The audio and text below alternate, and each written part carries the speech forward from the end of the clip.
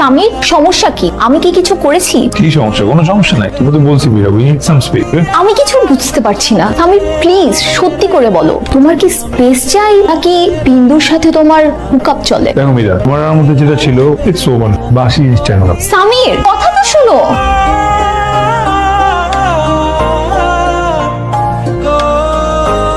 ও আমার সাথে এমন করবে আমি ভাবতেও পারিনি। আচ্ছা এখানে চিট করার কি হলো? ভুলটা তো তোর। আরে 2 দিন চ্যাটিং করলে তুই কারো প্রেমে পড়ে যাবি? কি করবো? তুই দেখবি আমাকে কি সব টেক্সট করেছে, দেখবি এই যে দেখ।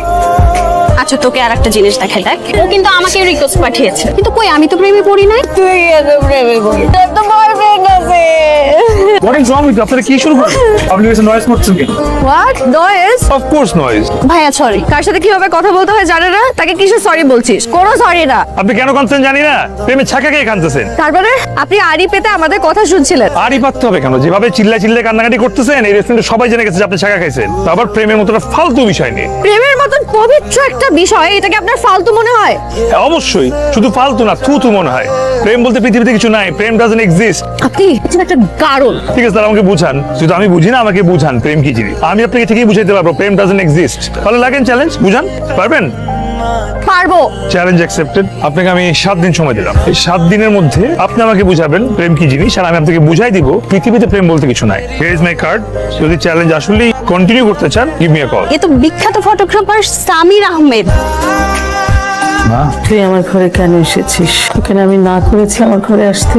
বলেছো, কিন্তু এমন করতে থাকলে না এসে তো উপায় নেই। ওষুধ খাওনি কেন? খাইনি, খাবো না। কি করবি তুই ওষুধ না খেলে? ওষুধ না খেলে তো অসুখ ঠিক হবে না, এটা কেন বুঝো না? আমার কোনো অসুখ নেই। তুই কি সব ছাইপাশ খাইয়ে খাইয়ে স্লো পয়জনিং করছিস আমাকে? কে বিশ্বাস করবে তোমার কথা? না করুক, আমি তো জানি তুই তোর মাকে টর্চার করছিস, স্লো পয়জনিং করছিস।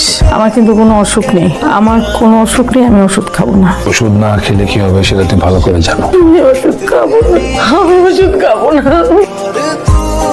হাই তুমি। হাই, আপনি কিন্তু অনেক লেট করে ফেলছেন। সরি, আসলে একটু ঝামেলায় পড়ে গেছে। এখানে ডাকলেন কেন? এখানে কেন দেখেছি সেটা ভেতরে আসলেই বুঝতে পারবেন, চলেন।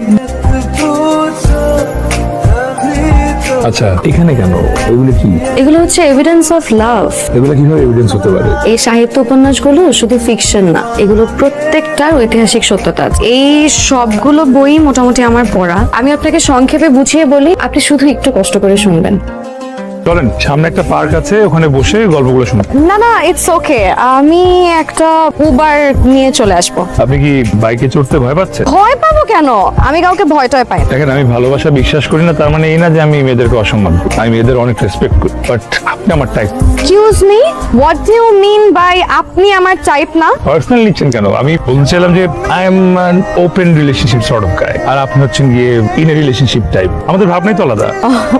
ঠিক তাহলে আপনি আমাকে এটা বললেই তো পারেন যে আপনি আমার টাইপ না।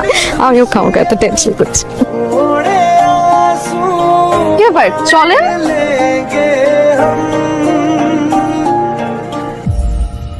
मेरे